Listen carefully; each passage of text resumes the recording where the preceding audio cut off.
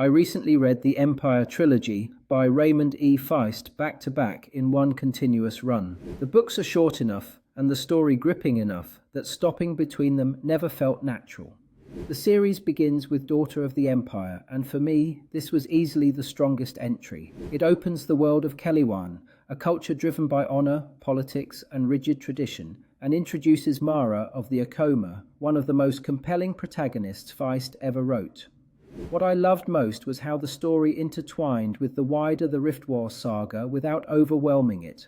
Seeing familiar threads, even brief connections to characters like Pug, gave the world a sense of scale without stealing focus from Mara's journey. Servant of the Empire builds on that foundation, shifting the emphasis toward political tension in the aftermath of the Rift War. What stood out here was how different Kelewan feels from Pug's world. Power flows through obligation, alliances, and quiet maneuvering rather than spectacle.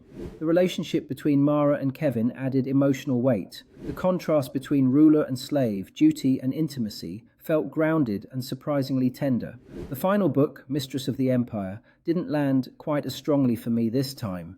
Reading the trilogy straight through, the first half felt like a repetition of familiar beats, and the pacing dragged until the central conflict finally took hold around the midpoint. That said, when it does move, the payoff is still there. Mara's arc concludes with earned authority, intelligence, and sacrifice.